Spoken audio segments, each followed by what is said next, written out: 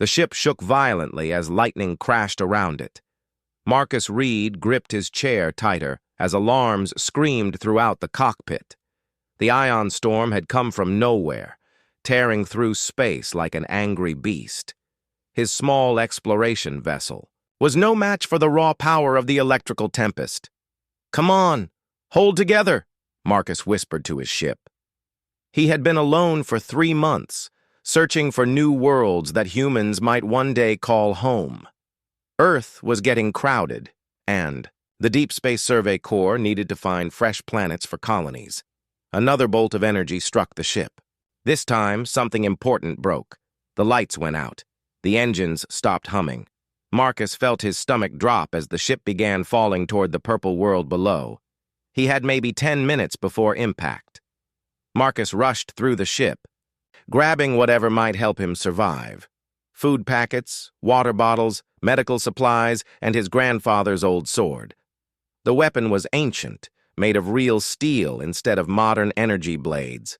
His grandfather had carried it in Earth's last great war, and Marcus kept it for luck. The ground rushed up fast. Marcus strapped himself into the emergency seat and closed his eyes. The ship hit the alien soil with tremendous force, bouncing and sliding across rocky terrain before finally stopping against a cluster of crystal trees. When Marcus woke up, his head hurt badly. Blood trickled down his face from a cut on his forehead. He checked his body carefully. Nothing seemed broken, though everything ached. The ship, however, was completely destroyed. Smoke rose from the twisted metal, and sparks flew from broken wires. Marcus climbed out through a hole in the hull. The air outside was thin but breathable. The sky above was a strange shade of purple, with 2 small suns casting odd shadows across the landscape. Crystal formations jutted from the ground like frozen lightning, and in the distance he could see mountains that seemed to glow with their own light. His communication equipment was dead. The emergency beacon was crushed. The food synthesizer was broken beyond repair. Marcus had maybe 3 days of emergency rations and whatever water he could find. The sword was the only thing that survived the crash without damage. As he gathered supplies from the wreckage, Marcus heard voices in the distance. They spoke in a language he had never heard before, full of clicks and hisses. The voices were getting closer. Marcus hid behind a large piece of his ship and watched. 3 creatures approached the crash site. They walked on 2 legs like humans, but their skin was covered in dark green scales. Each had 4 eyes arranged around their heads, and their hands ended in sharp claws. They carried weapons that looked like spears, but with glowing tips. The creatures examined the wreckage carefully. One of them found Marcus's footprints in the dirt and made excited clicking sounds. They began following the trail. Marcus knew. He had 2 choices. He could run and hope they would not follow, or he could try to make contact. His training said that first contact with alien species should always be peaceful. He took a deep breath and stepped out from his hiding place. The 3 creatures immediately pointed their spears at him. They shouted in their clicking language, clearly agitated. Marcus slowly raised his hands to show he meant no harm. He kept the sword at his side, hoping they would not see it as a threat. "Hello?" Marcus said softly. "I come in peace." The aliens looked confused. They had never heard human speech before. One of them, who seemed to be the leader, stepped closer. This creature was larger than the others, with darker scales and more scars across its body. Its 4 eyes studied Marcus with obvious suspicion. Marcus pointed to himself. "Marcus," he said. Then he pointed to the alien. "You?" The creature understood the gesture. It tapped its chest with a clawed hand. "Vex," it said in a rough voice. More aliens appeared from behind the crystal trees. Soon Marcus was surrounded by a dozen of the scaled beings. They all carried weapons and looked ready for a fight. Vex barked orders in their language, and others formed a circle around Marcus. They marched him through the crystal forest for nearly an hour. The landscape was beautiful but harsh. Sharp rocks cut through his boots, and the thin air made him breathe hard. The aliens moved easily across the difficult terrain, their clawed feet finding grip where Marcus struggled. Eventually, they reached a settlement built into the side of a cliff. The buildings were made from the same crystal as the trees, shaped and molded rather than cut. Hundreds of the scaled aliens lived here, going about their daily business until they saw Marcus. A crowd gathered quickly. Adults pointed and whispered while children hid behind their parents. Marcus had never felt so alone. He was the only human on an alien world, surrounded by creatures who had never seen his kind before. Vex led him to the largest building in the settlement. Inside, an elderly alien sat on a throne made of black crystal. This creature was ancient, with white scales and deep scars covering its body. When it spoke, all the other aliens fell silent. The old alien and Vex had a long conversation in their clicking language. Marcus could not understand the words, but he could read their body language. They were arguing about what to do with him. Some wanted to treat him as a guest. Others saw him as a threat. During the discussion, Marcus noticed drawings on the walls. They showed the scaled aliens fighting against other creatures. Some battles were against insect-like beings with multiple arms. Others showed them fighting creatures made of living rock. There were pictures of flying aliens with wings, and shadowy beings that seemed to fade in and out of existence. One thing was clear from all the drawings. These aliens were at war with many different species. Every picture showed violence and death. Marcus began to understand that he had crashed on a world where peace was unknown. As the argument continued, a young alien entered the building. This one was smaller than the others and moved with obvious pain. Its scales were torn and green blood seeped from several wounds. It spoke urgently to Vex, pointing toward the settlement's entrance. Suddenly, alarms began sounding throughout the community. The aliens grabbed their weapons and rushed outside. Through the crystal windows, Marcus could see flying shapes in the purple sky. The settlement was under attack. Vex turned to Marcus and spoke in broken universal trade language, words that most space travelers knew. You stay. No move. We fight. Marcus watched as the scaled aliens prepared for battle. They moved with the efficiency of a people who had fought many wars. Children and elderly aliens hurried into underground shelters, while warriors took positions on the settlement's walls. The attack came from above. Insect-like creatures with multiple wings dove down from the sky, firing energy weapons at the settlement. The scaled aliens fired back with their spear weapons, filling the air with glowing projectiles. Marcus gripped his grandfather's sword tighter. He was trapped in the middle of an alien war, with no way to escape and no way to contact Earth. All he had was an ancient weapon and his training as a soldier and explorer. The battle raged outside as Marcus made a decision that would change everything.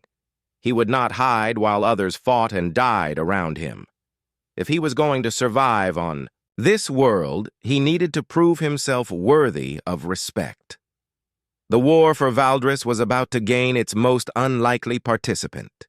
The attack lasted 3 hours. Marcus watched from inside the crystal building as the scaled aliens fought desperately against the flying insect creatures. The defenders were skilled warriors, but they were outnumbered. Several buildings caught fire from the enemy's energy weapons. When the battle finally ended, the insect creatures retreated into the purple sky. The scaled aliens had won, but at a heavy cost. Marcus counted at least 20 bodies being carried away from the walls. Many more were wounded. Vex returned to the building, his dark scales now marked with burn marks from enemy weapons. He looked, exhausted but relieved. The old alien on the throne spoke to him in their clicking language, and Vex nodded repeatedly. Human, Vex said, using the trade language words. You watch fight. You see enemy. Nexari always attack, always kill. War, never stop. Marcus stepped forward carefully. Why do you fight?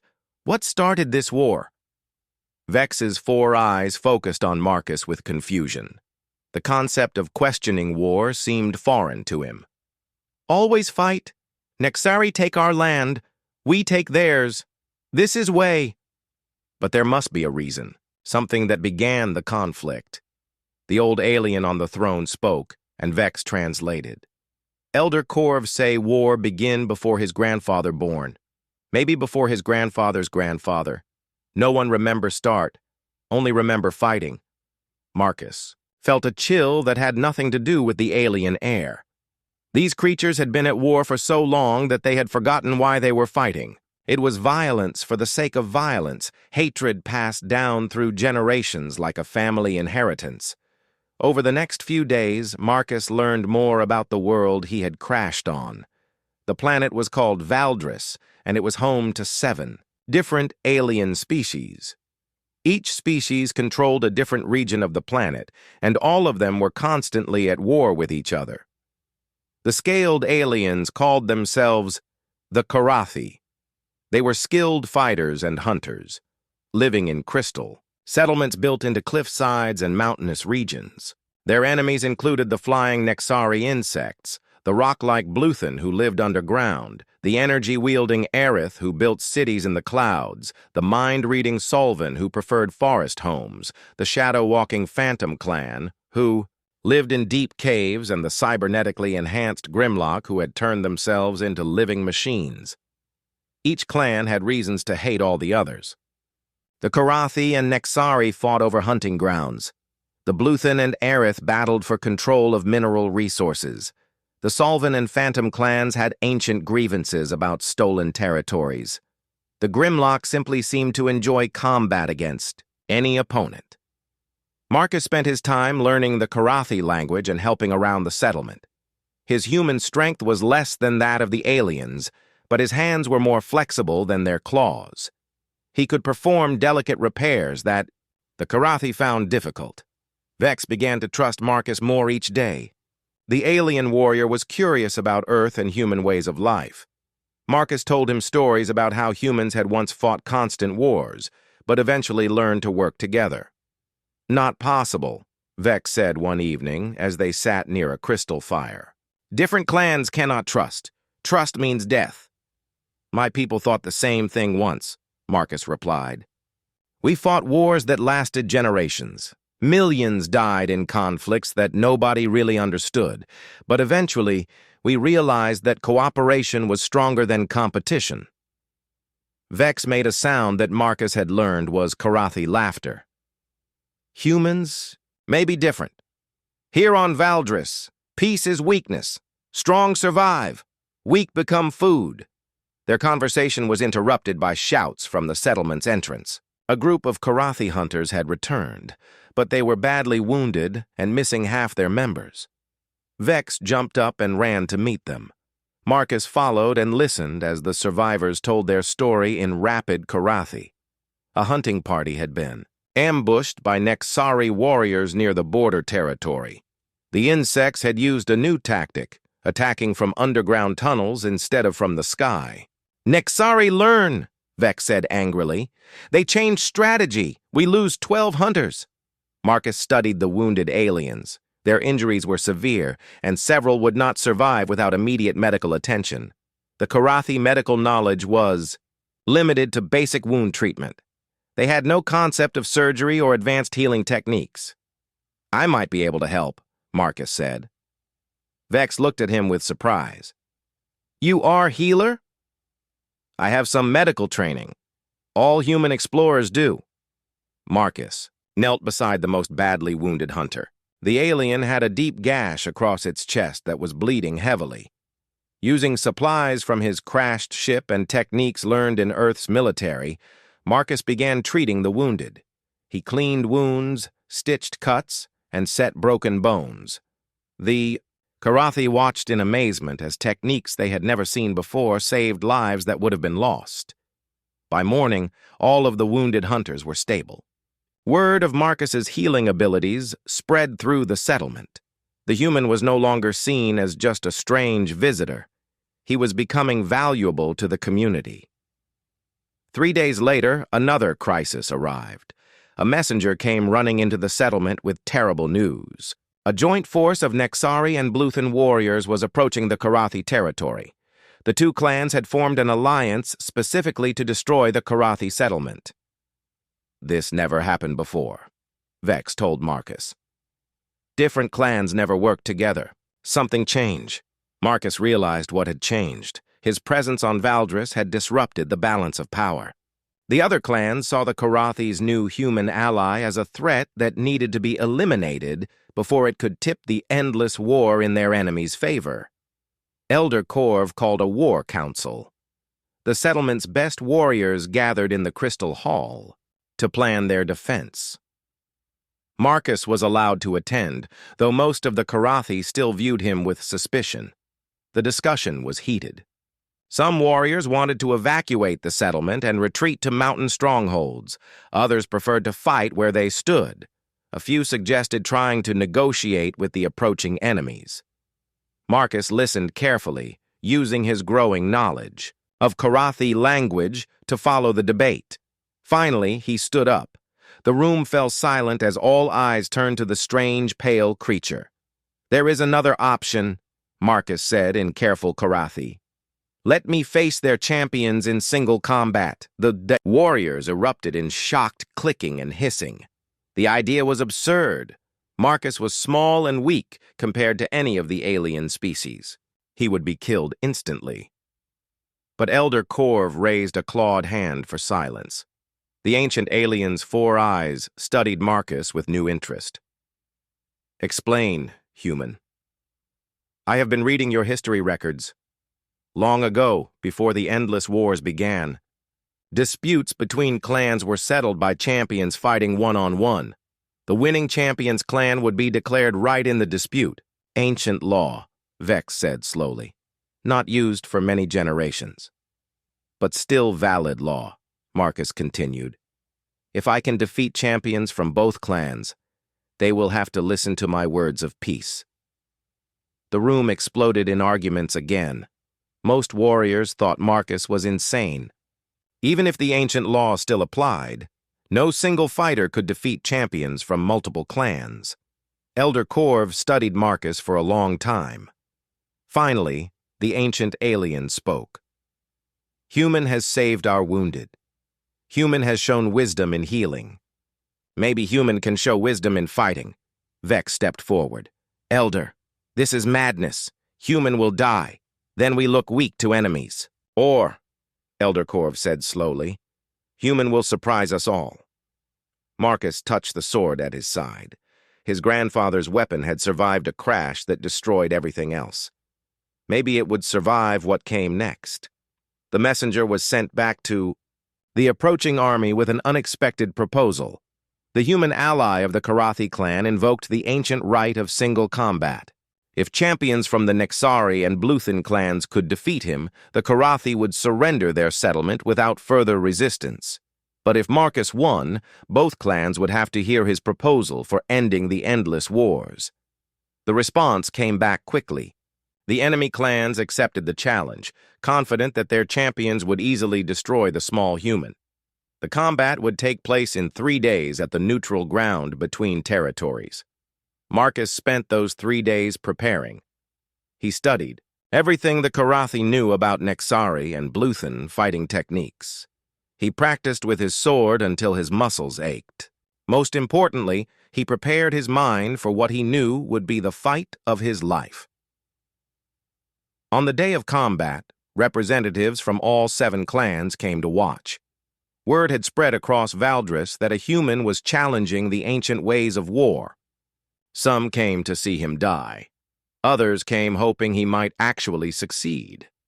As Marcus walked into the fighting circle, carrying only his grandfather's sword, he could feel the weight of an entire world's future resting on his shoulders. The ancient fighting circle was carved into a natural crater surrounded by crystal formations. Representatives from all 7 clans had gathered on the rim, watching the small human who dared challenge their ways. Marcus stood in the center, his grandfather's sword gleaming in the light of Valdris's twin suns. The first champion entered the circle from the opposite side. Marcus had expected a Nexari insect warrior, but instead faced something far more intimidating. Brutus of the Bluthen clan was massive, standing nearly 3 meters tall and twice as wide as Marcus. His body was made of living rock, with stone muscles that flexed like organic tissue. Each step he took left deep footprints in the hard ground. "Human," Brutus said in a voice like grinding boulders. "You are small thing. I will make you smaller." Marcus had studied Bluthen anatomy during his preparation. The rock-like aliens were incredibly strong and nearly indestructible, but they had weaknesses. Their joints were softer mineral that allowed movement, and their attacks, while devastating, were slow and predictable. The battle began when Brutus charged forward like a living avalanche. Marcus rolled to the side as a massive stone fist crashed into the ground where he had been standing. The impact left a crater and sent shock waves through the arena. Marcus struck quickly, his sword ringing against Brutus's rocky hide. The blade left only shallow scratches on the stone skin. Around the arena, he could hear alien voices clicking and chattering. Some were laughing at his futile attacks. Brutus swung again, and Marcus barely ducked under an arm that could have taken his head off. He needed a new strategy. Direct attacks would never work against the Bluthen's natural armor. Marcus began moving in circles around his opponent, striking at different points and watching how Brutus reacted. The stone warrior was powerful but not agile.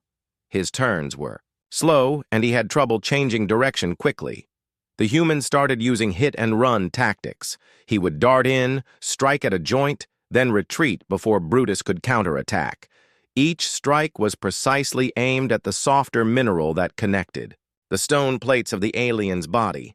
Brutus grew frustrated. He began throwing chunks of rock torn from his own body, trying to hit the fast-moving human. Marcus dodged the projectiles while continuing his patient assault on the giant's weak points. The crowd of watching aliens grew quieter as they realized the small human had a plan. Marcus was not trying to smash through Brutus's defenses. He was systematically weakening them, one precise cut at a time. After 20 minutes of constant movement, Marcus's attacks began to show results. Brutus's left knee joint was damaged, making the giant favor his right leg.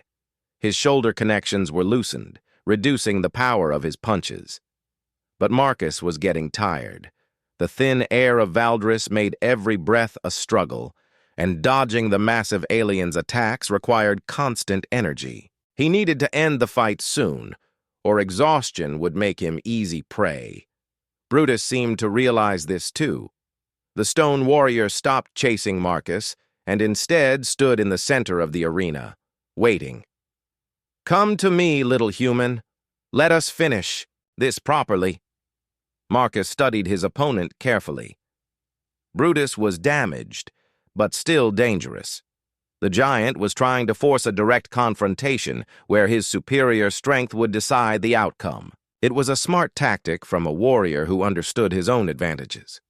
Marcus made his choice. He sprinted directly at Brutus, sword raised as if for an overhead strike.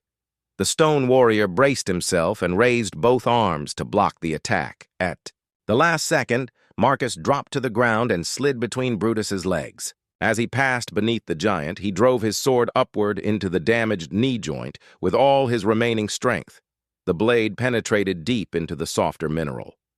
Brutus roared in pain and surprise as his leg buckled. The massive alien crashed to the ground, sending tremors through the arena. Marcus rolled away and came up in a fighting stance, ready to continue the battle. But Brutus was not getting up.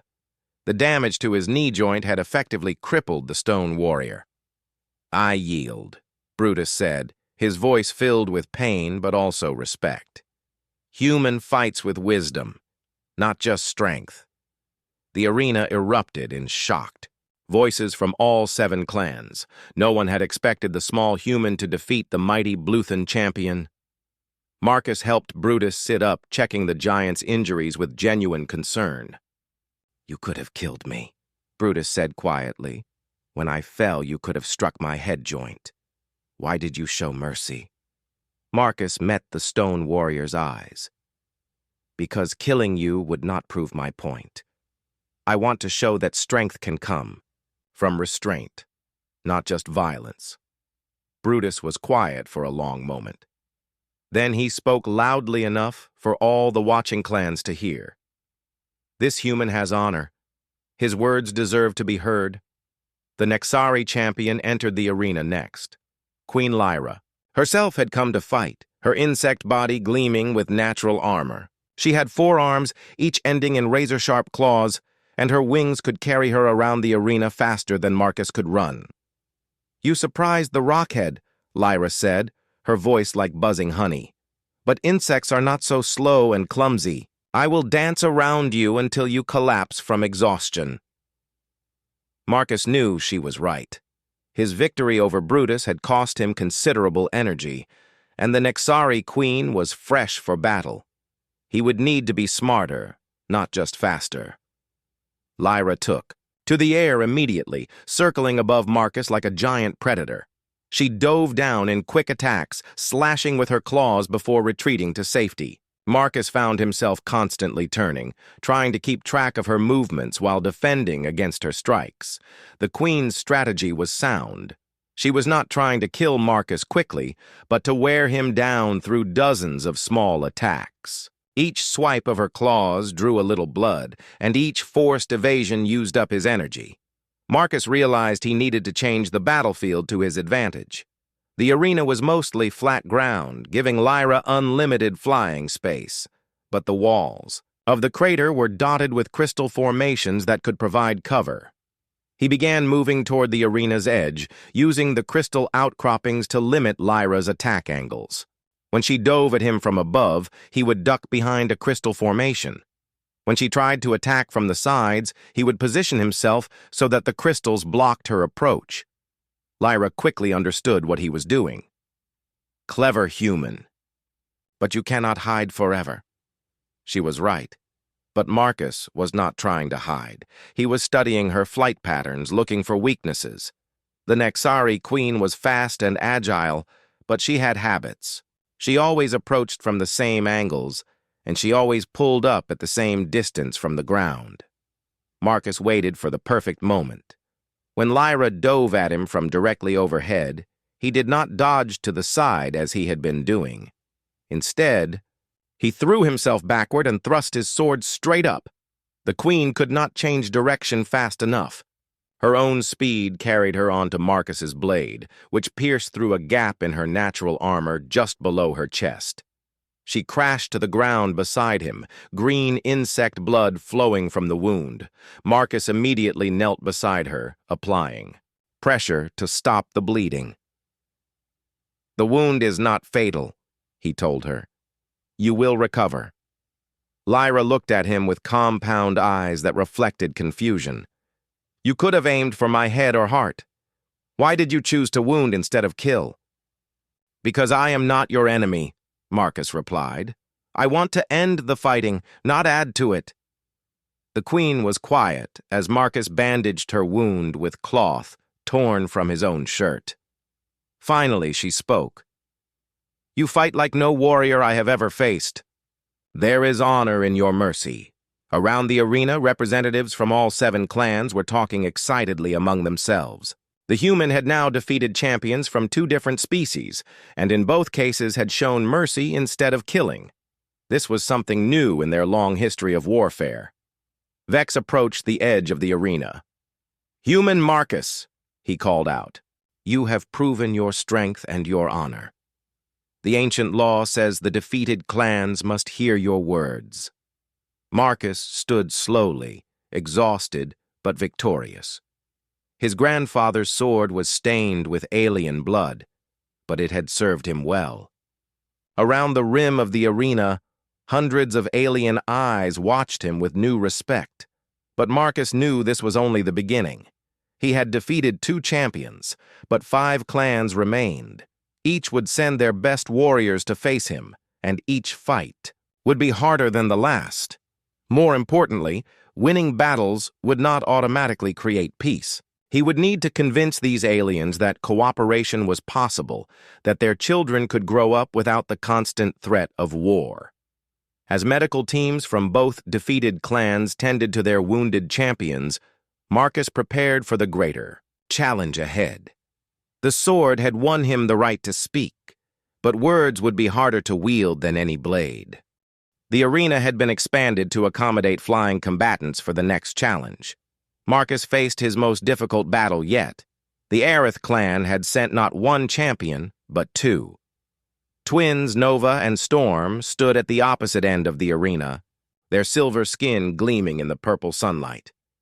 They had wings like metallic feathers and could generate energy blasts from their hands. "Human," Nova called out, her voice like ringing bells. "You have impressed the groundwalkers and crawlers, but we are beings of the sky. You cannot touch what you cannot reach." Storm nodded agreement. "We fight as one mind, in two bodies. No single warrior has ever defeated us." Marcus studied the twins carefully. They were identical in appearance, but moved with subtle differences that suggested distinct personalities. Nova seemed more aggressive, while Storm appeared more cautious. This difference might be something he could use. The battle began immediately. Both twins took to the air, circling Marcus from opposite directions. They moved in perfect coordination, attacking in sequence so that Marcus could never focus on just one opponent. Nova would dive down and fire energy blasts, while Storm attacked from behind. When Marcus turned to face Storm, Nova would strike again.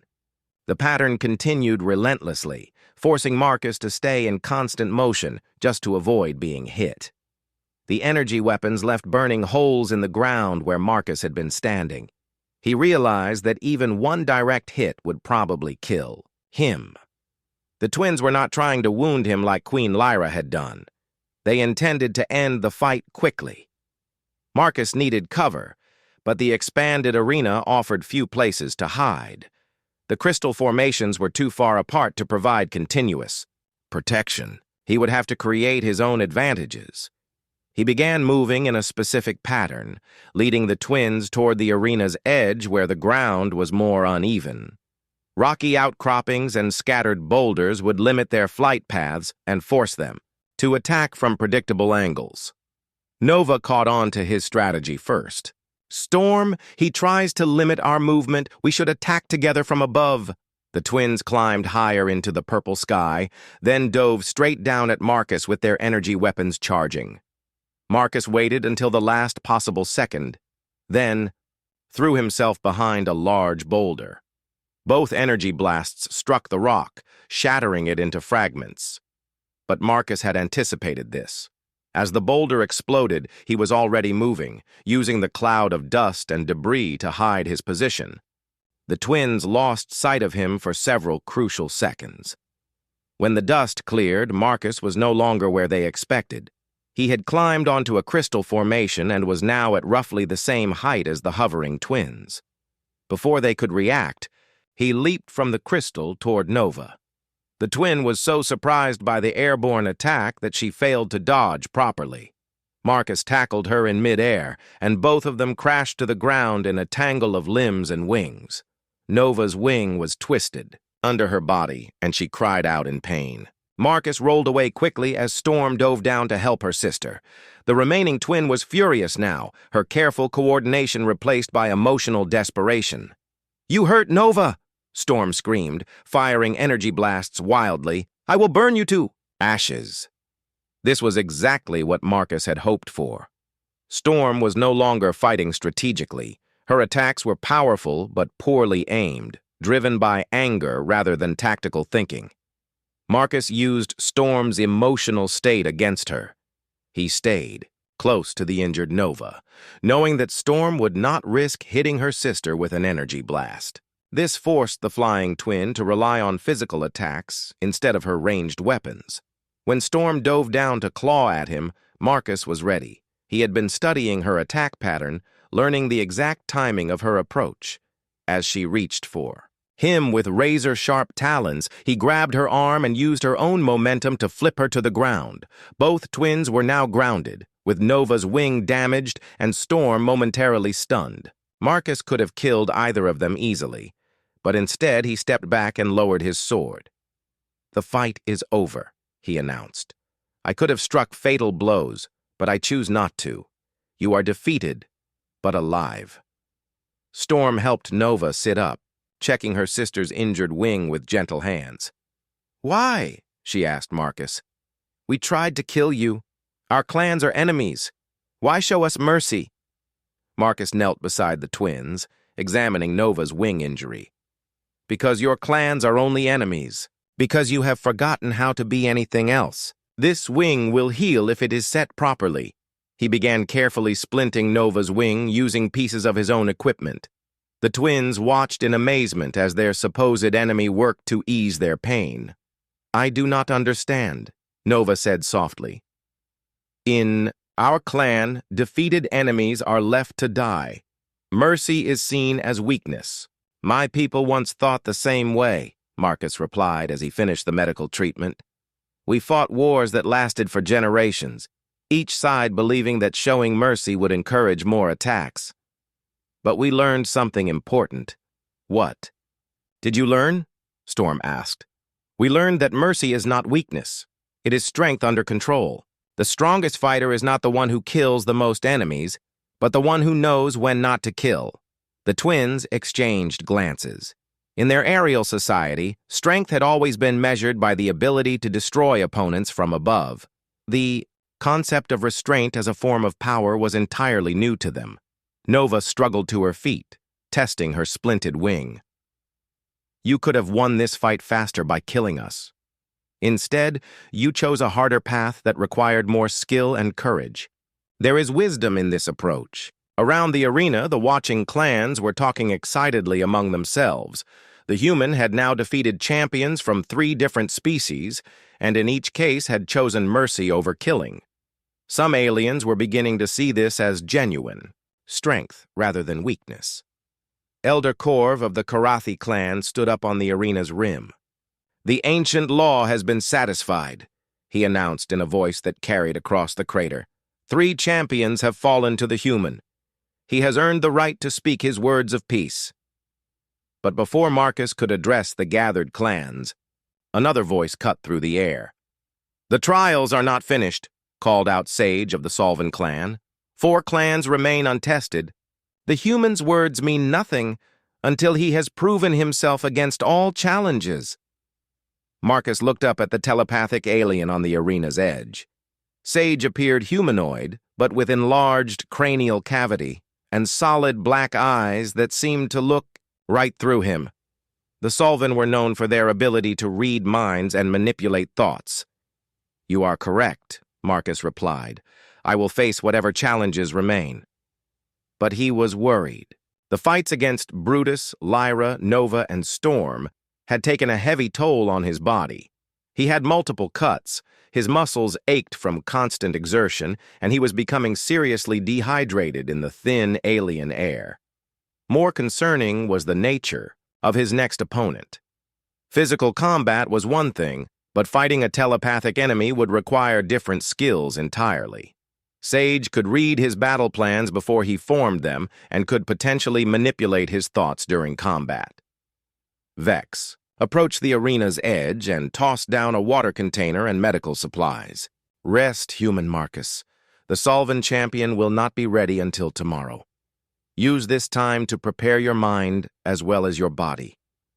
Marcus gratefully accepted the supplies. As he treated his wounds and planned for the mental battle ahead, he noticed something encouraging. Brutus, Queen Lyra, Nova, and Storm were all talking together near one section of the arena. Former enemies were communicating peacefully, united by their shared experience of honorable defeat. It was a small beginning, but it proved that change was possible. The question was whether Marcus could survive long enough to finish what he had started. 4 more champions awaited him, including the deadliest fighters from the shadow-walking Phantom clan and the cybernetically enhanced Grimlock warriors. As the twin suns set over Valdris, painting the crystal formations in brilliant shades of Orange and purple, Marcus prepared his mind for the battles to come. His grandfather's sword had served him well so far, but the hardest challenges still lay ahead. The fate of an entire world rested on the outcome of 3 more fights. Marcus spent the night preparing for his most unusual battle yet. Fighting a telepathic opponent required mental discipline as much as physical skill. He practiced meditation techniques learned in Earth's military, building mental barriers that might protect his thoughts from alien intrusion. When dawn came, Sage entered the arena alone. The Solven champion was tall and thin, with pale gray skin and those unsettling solid black eyes. Unlike the previous fighters, Sage carried no visible weapons. The telepathic alien's mind was weapon enough. "Human," Sage said without moving his lips. The words appeared directly in Marcus's mind. "I have been watching your thoughts since you arrived on our world. You dream of peace, but your mind is full of war. You are a contradiction." Marcus gripped his sword tighter, fighting off the disorientation of hearing thoughts that were not his own. "Everyone who has seen war dreams of peace. That is not a contradiction. That is hope." Sage smiled, an expression that looked wrong on his alien features. "Hope is an illusion. Let me show you truth." The arena around Marcus suddenly changed. Instead of crystal formations and alien spectators, he found himself standing in the ruins of an Earth city. Buildings burned around him, and human bodies lay scattered in the streets. The smell of smoke and death filled his nostrils. "This is what your people did to each other." Sage's voice echoed from everywhere and nowhere. "This is what humans call civilization." Marcus closed his eyes and took a deep breath. The images were powerful, but they were not real. Sage was projecting memories and fears into his mind, trying to break his concentration with psychological warfare. "You show me humanity's failures," Marcus said aloud, "but you ignore our successes. We learned from our mistakes." The burning city faded, replaced by another vision. Marcus saw himself as a child, watching his grandfather polish the old sword while telling stories of ancient battles. But in this vision, his grandfather's face was twisted with hatred. "Your grandfather killed hundreds of men with that blade," Sage whispered in his mind. "You carry the weapon of a murderer. How can you speak of peace when you are armed for war?" Marcus opened his eyes and found Sage standing directly in front of him, close enough to touch. The telepathic alien had moved without sound, while Marcus was lost in the false visions. "My grandfather killed in war because he had no choice," Marcus said steadily. "But he taught me that the strongest warriors are those who create peace, not those who destroy it." Sage's black eyes seemed to drill into Marcus's soul. "Words without meaning. In your heart you enjoy the fighting. I can feel your satisfaction when you defeated the others. You are no different from any warrior who has ever lived." For a moment, Marcus felt doubt creeping into his mind. Was Sage right? Had he enjoyed the victories too much? Was his desire for peace just another form of conquest? Then Marcus remembered something his grandfather had told him long ago. A warrior's greatest enemy is not the man with the sword, but the voice in his own head that tells him he cannot win. Marcus realized that Sage was not just reading his thoughts, but influencing them. The doubts and fears were being amplified by the telepathic alien's mental manipulation. Understanding this gave Marcus a way to fight back. Instead of trying to block Sage from his mind, Marcus opened it completely. He flooded his thoughts with every memory he had of human cooperation and peace. Images of the United Nations, of former enemies working together, of wars that ended in reconciliation instead of revenge.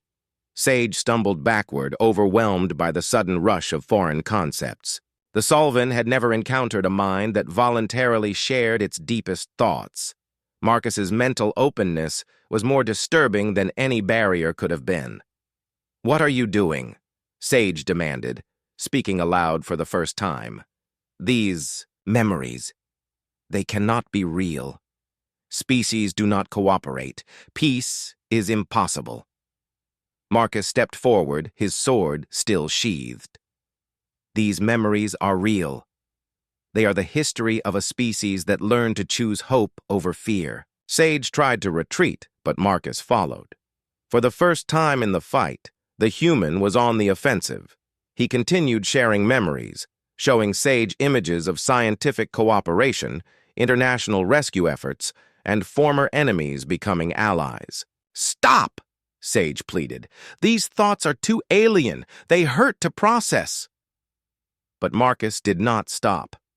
He showed Sage the founding of Earth's first global government, the colonization of other worlds through cooperation instead of conquest, and the exploration corps that sought new friends among the stars rather than new enemies. Sage fell to his knees, his alien mind struggling to comprehend concepts that contradicted everything his species believed about the nature of intelligent life. "How?" he whispered. "How did your people overcome their nature?" Marcus knelt beside the defeated telepathic champion. "We learned that our nature was not fixed. We could choose to be better than our fears and hatred commanded." Sage looked up at Marcus with eyes that seemed less alien now, more vulnerable. "I have read the minds of thousands of beings from all 7 clans. Everyone dreams of victory over their enemies. You are the first I have met who dreams of victory over conflict itself. Will you help me share that dream with others?" Marcus asked. Sage was quiet for a long time, his mind processing the revolutionary concepts Marcus had forced him to experience. Finally, he nodded. "Yes. If such change is possible, then it must be attempted." Around the arena, the watching clans had witnessed something unprecedented. A solvent telepathic warrior had been defeated not through physical combat, but through the power of alien ideas that challenged the fundamental assumptions of their warlike civilization. Marcus helped Sage to his feet, and the two stood together in the center of the arena. 4 champions had now been defeated, and all 4 had become advocates for the humans' message of peace.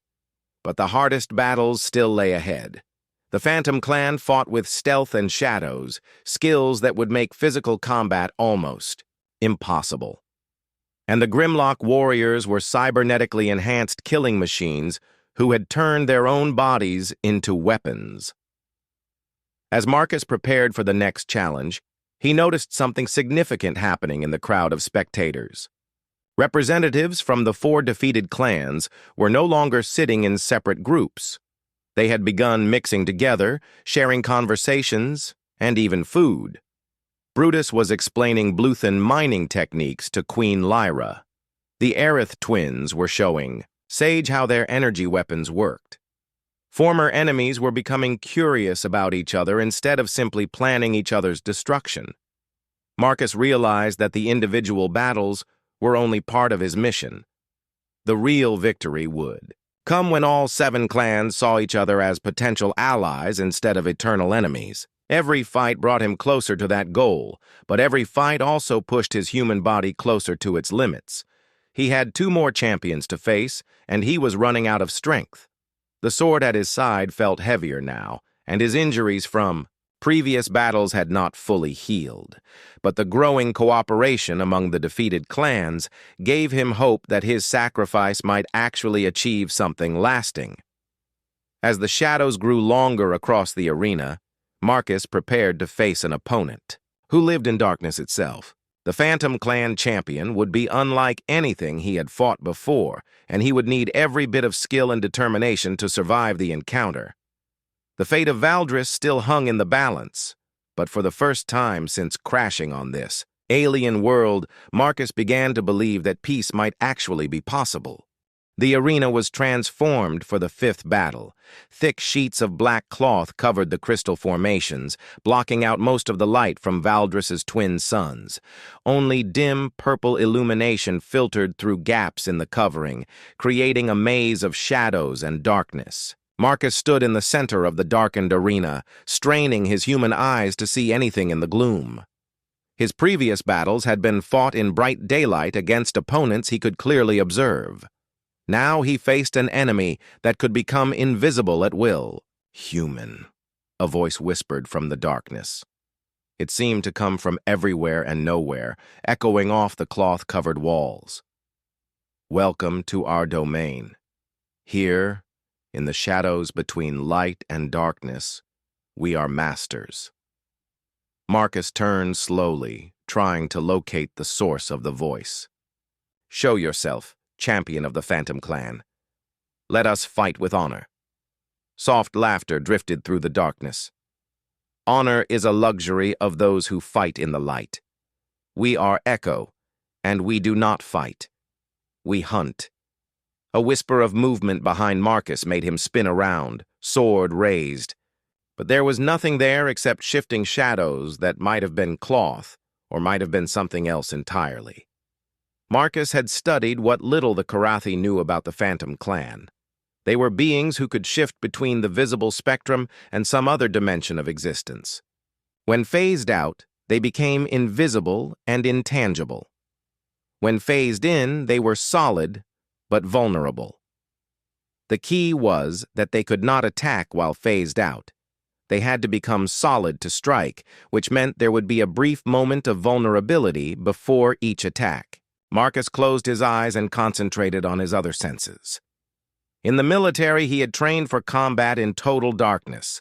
Hearing, smell, and the feeling of air movement could substitute for sight if he remained calm and focused. A faint rustle to his left made Marcus duck just as claws swept through the air where his head had been. He swung his sword in response, but the blade passed through empty space. Echo had already phased out again. "Too slow, human," the voice taunted from a different direction. "You fight like all surface dwellers, dependent on your weak eyes. In darkness, you are helpless." Marcus forced himself to remain still instead of spinning around frantically. He needed to understand Echo's attack pattern. The Phantom Warrior was confident in the darkness, which might make him predictable. Another attack came from behind, and this time Marcus was ready. He heard the whisper of displaced air as Echo phased in to strike. Instead of turning to face the attack, Marcus threw himself sideways and swept his sword in a wide arc at knee height. The blade connected with something solid, and Echo's pained hiss filled the arena. Marcus had drawn first blood, though the wound was shallow. "Lucky strike," Echo growled, his voice now holding a note of respect. "But luck will not save you for long." The attacks came faster now, from multiple directions. Echo was no longer toying with his prey, but fighting seriously. Marcus found himself in a deadly dance, dodging strikes he could barely sense while trying to time his counterattacks perfectly. The key was patience. Marcus resisted the urge to swing wildly at shadows. Instead, he waited for the telltale signs that Echo was about to phase in for an attack.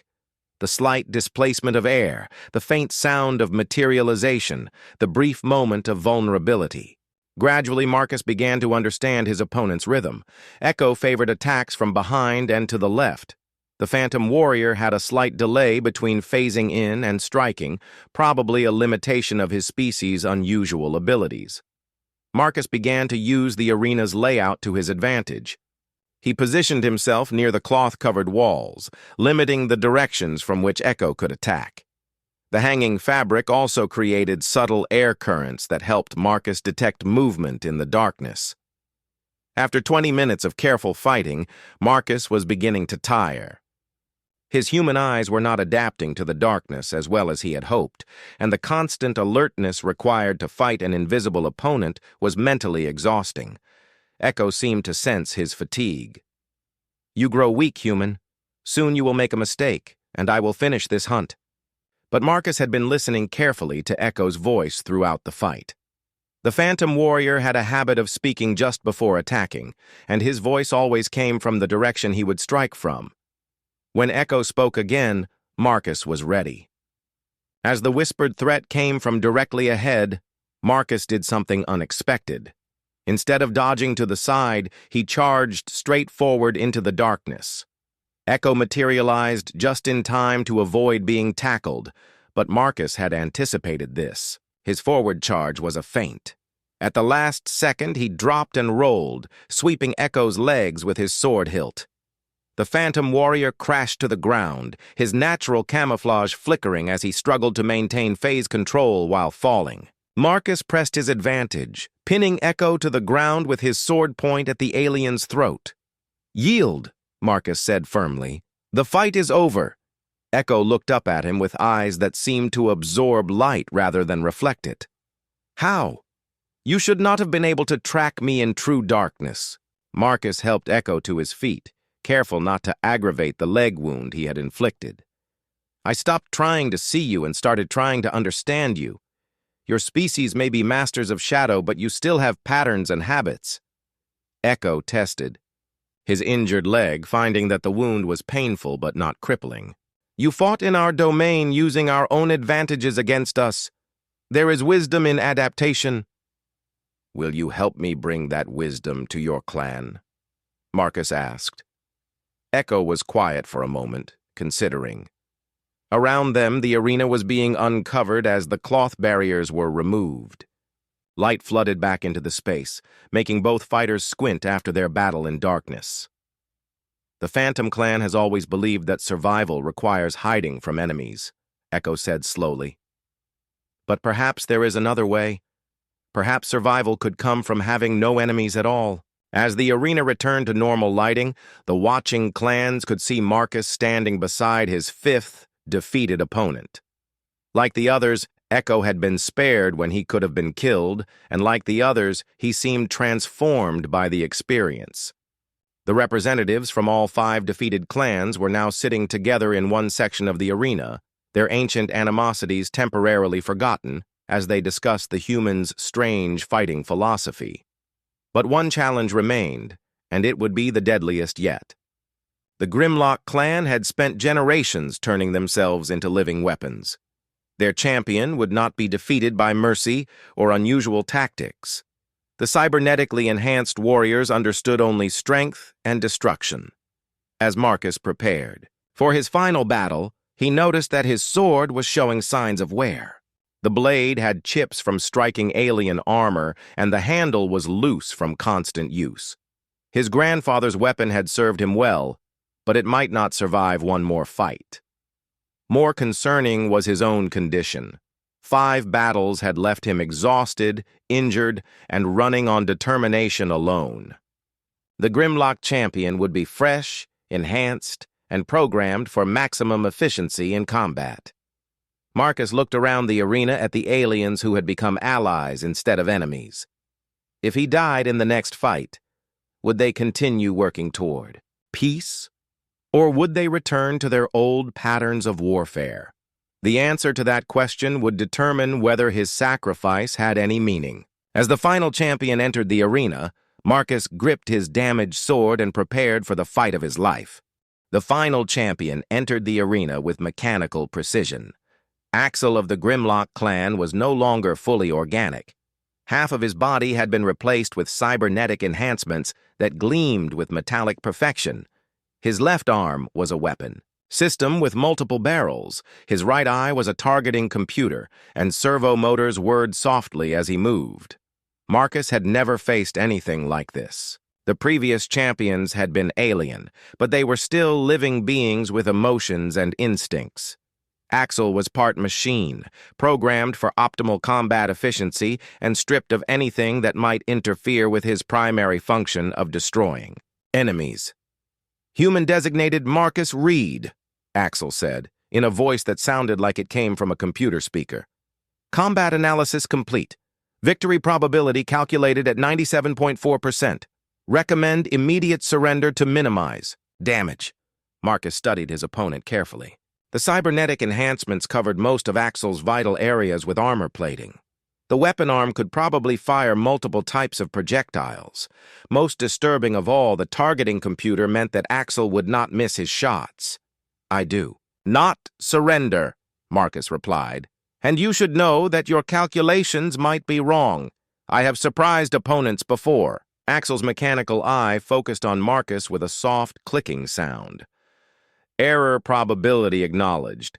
Combat parameters adjusted. Termination will be swift.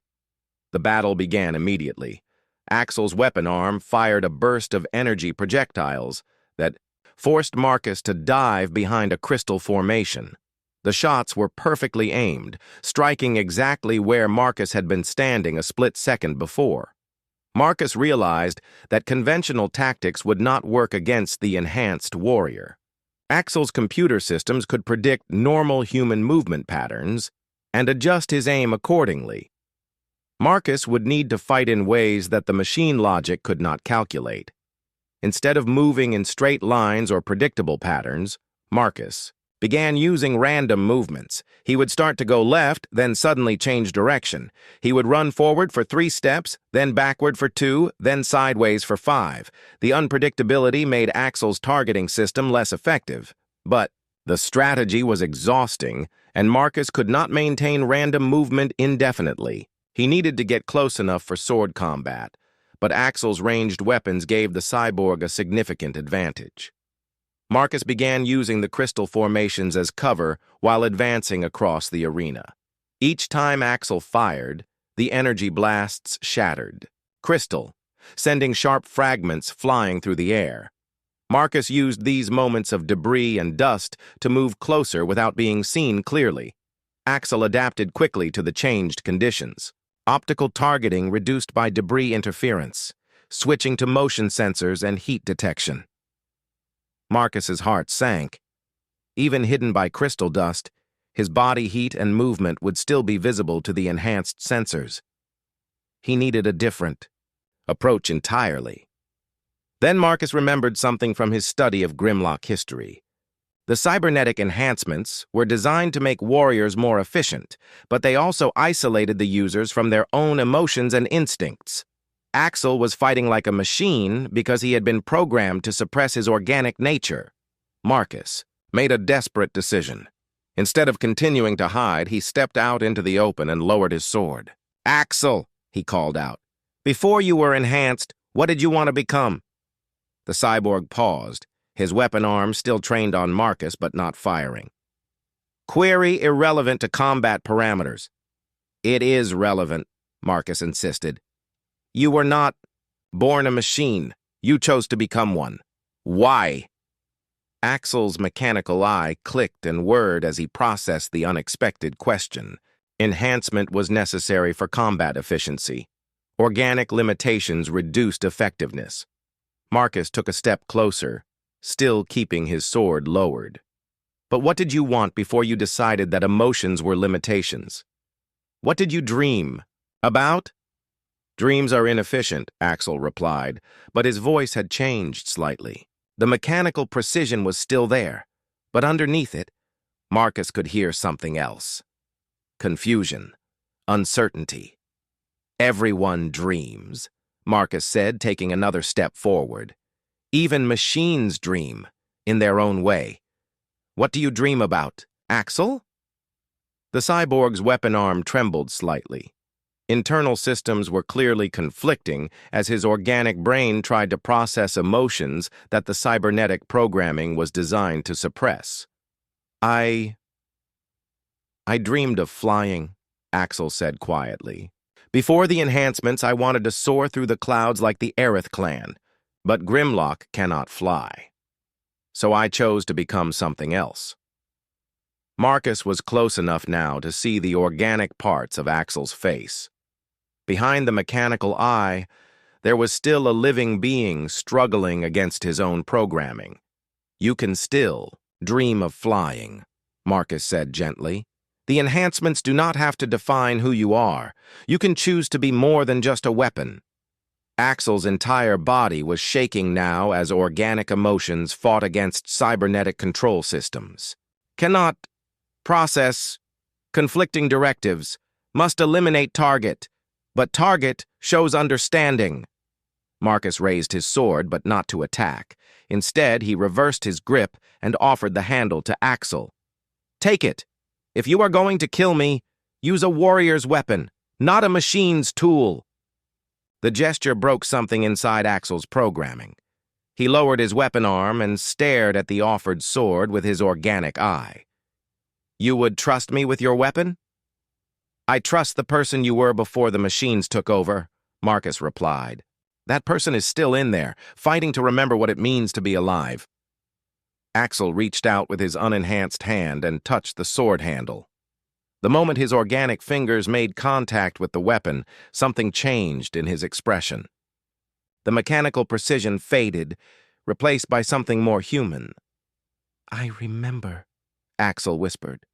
"I remember wanting to be more than a destroyer. I wanted to create, to build, to help others reach for the sky." The cyborg stepped back and deactivated his weapon systems. "I cannot fight you, human. You have shown me that I am more than my programming." Marcus helped Axel sit down as the enhanced warrior struggled with the return of suppressed emotions. Around the arena, the watching clans were witnessing something unprecedented. A Grimlock warrior had voluntarily disabled his weapons in the middle of combat. "Will you help me teach others that they can choose their own nature?" Marcus asked. Axel nodded, his organic eye wet with tears that the machines had tried to make impossible. "Yes, if change is possible for someone like me, then it is possible for anyone." With all 7 champions defeated, Marcus had earned the right to address the assembled clans. But as he stood in the center of the arena, surrounded by former enemies who had become allies, he realized that the real test was just beginning. Winning individual battles was one thing. Convincing entire civilizations to abandon centuries of hatred would require different skills entirely. The sword had opened the door to peace, but words would have to walk through it. Marcus looked around at the representatives from all 7 clans. Some watched him with curiosity, others with suspicion. A few seemed openly hostile, angry that their champions had been defeated by an alien outsider. The fate of Valdris would be decided not by combat, but by whether Marcus could find words powerful enough to overcome generations of programmed hatred. The hardest battle was about to begin, and it would be fought with ideas instead of weapons. Marcus stood in the center of the arena, surrounded by the 7 defeated champions who had become his allies. But the real challenge lay in the crowd of clan representatives watching from the arena's edge. Winning over individual warriors was one thing. Convincing entire civilizations to abandon their ancient hatreds would be far more difficult. Elder Corv of the Karathi clan stood first. "The ancient law has been satisfied. 7 champions have fallen to the human. By right of victory." His words must be heard, but Queen Lyra's sister, Vera of the Nexari clan, rose in opposition. "One alien defeats 7 fighters and thinks he can change our nature. This human has disrupted the natural order. Our clans have always fought. It is our way." Murmurs of agreement rippled through several clan delegations. Marcus realized that many aliens saw the traditional warfare as part of their identity. Without enemies to fight, they feared losing themselves entirely. "I do not ask you to change your nature," Marcus said, his voice carrying across the arena. "I ask you to choose which part of your nature to follow. You are all capable of great violence, but you are also capable of great cooperation." An elderly Bluthen leader named Stone spoke up. "Human words are pretty, but they ignore reality. Resources are limited. Territory must be defended. Without strength, clans perish."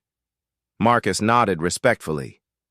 "You are right that resources must be managed and territories must be defended. But consider this. While you fight each other for scraps, none of you have explored the vast empty lands beyond your current borders. Valdris is a large world with room for all clans to prosper." Sage of the Solven clan stepped forward. Marcus had shared his thoughts with the telepath during their battle, so Sage understood human concepts of cooperation better than the others. "I have seen the humans' memories," Sage announced. "His species faced the same choices we face now. They could continue their ancient wars until they destroyed themselves, or they could choose to work together. They chose cooperation, and it made them stronger than any individual nation had ever been. But this only increased the skepticism of some clan leaders. A Grimlock commander named Steele spoke with mechanical precision. Humans may be weak enough to require cooperation for survival. We Grimlock are strong enough to stand alone. Marcus looked at Axel, the defeated Grimlock champion. The enhanced warrior had been quiet since their battle, processing the return of emotions his cybernetic systems had suppressed. Axel stood slowly and faced his clan's delegation. I thought strength meant never needing others. But fighting the human taught me something different. True strength is knowing when to fight and when to make peace. Steele's cybernetic eye flashed with anger. You have been contaminated by alien ideas. The human's victory over you proves nothing, except that our enhancements need improvement. This was the moment Marcus had feared. Some clan members would see their champion's defeats as temporary setbacks rather than opportunities for change. The programming of generations would not be overcome by a single day's battles. But then Echo of the Phantom clan spoke from the shadows. Commander Steele speaks of contamination. But what if the contamination is in our thinking? We have fought for so long that we cannot imagine any other way of life. Nova of the Aerith clan spread her wings in a gesture of agreement. My sister and I have spent our entire lives training for war. But in one day, this human showed us combat techniques we had never imagined. If he can teach us new ways to fight, perhaps he can teach us new ways to live. The debate continued for hours as representatives from each clan argued among themselves. Marcus listened carefully, trying to understand the deep-rooted fears that kept the clans locked in their cycles of violence. Finally, he asked for permission to speak again. You fear that peace will make you weak, he said. But look at your champions, Brutus, Queen Lyra, Nova, Storm, Sage, Echo, and Axel. Are they weaker after our battles or stronger? The 7 champions stood together, and it was clear that something had changed in all of them. They carried themselves with new confidence, born not from the ability to destroy enemies, but from the knowledge that they could choose restraint over violence. I propose a test, Marcus continued. Give peace 1 year, 1 year of cooperation instead of warfare. If your clans are weaker after that time, you can return to your old ways. But if you are stronger, perhaps the experiment should continue. This suggestion caused an uproar among the clan delegations. A year of peace seemed impossible to many aliens who had never known a day without the threat of war. Elder Corv raised his clawed hand for silence. The human's proposal has merit. We could begin with small steps, perhaps joint patrols of the borderlands or shared research into new technologies. But Vera of the Nexari clan shook her head violently. Joint patrols? Shared research? Next? You will suggest intermarriage between clans. Some traditions must not be broken. The mention of intermarriage brought shocked gasps from several delegations. The idea of genetic mixing between clans was considered taboo by most Valdris societies. Queen Lyra, who had been quiet during most of the debate, finally spoke. Sister Vera, you fear change because it is unknown. But the human is proof that different species can work together. If he can cooperate with all our clans, perhaps we can cooperate with each other. The debate might have continued indefinitely, but it was interrupted by an unexpected crisis. A young Korathi scout came running into the arena with urgent news. Elder. Corv! The scout gasped. 3 settlements on the eastern border are under attack by creatures from the wasteland. The crystal storms have driven them from their territories, and they are desperate for new lands. This changed everything. The wasteland creatures were savage beasts that attacked any intelligent life they encountered. They were a threat that all clans had faced individually, usually with heavy losses. Marcus saw an opportunity. This is your first test, he said to the assembled clan leaders. You can each send separate forces to fight these creatures alone, as you have always done. Or you can work together and face the threat as a united force. The clan leaders looked at each other, uncertainly. Ancient hatreds warred with practical necessity. The wasteland creatures were dangerous enough that cooperation might mean the difference between victory and disaster. It was Brutus who made the decision. The massive Bluthan champion stepped forward. "I will fight beside any clan that will accept my help. The human has shown us that former enemies can become allies." One by one, the other champions joined him. Even the clan leaders began to see the wisdom of cooperation when faced with a common threat. The joint expedition that left the arena that day included warriors from all 7 clans fighting side by side for the first time in centuries. Marcus went with them, not as their leader, but as their teacher, showing them how coordinated tactics could be more effective than individual heroics. The battle against the wasteland creatures was won with minimal casualties, proving that cooperation could indeed make all clans stronger. When the joint force returned to their settlements, they brought with them more than just victory. They brought the beginning of understanding. Marcus never did return to Earth. When the rescue ship finally arrived years later, they found him, serving as the first speaker of the Council of 7, a permanent mediator between the former enemy clans. The sword that had won him the right to speak of peace was broken into 7 pieces, each forged into a ceremonial blade carried by the leaders of each clan. These weapons were never used for war, but served as reminders that strength could be measured by restraint rather than destruction. Valdris became known throughout the galaxy as the world where ancient enemies had learned to become friends, and, in the crystal halls where the Council of 7 met, a simple plaque honored the human who had changed everything. It read, "Marcus Reed, who came armed with nothing but a sword and conquered hatred with hope." The war for Valdris was over. The peace would last for generations.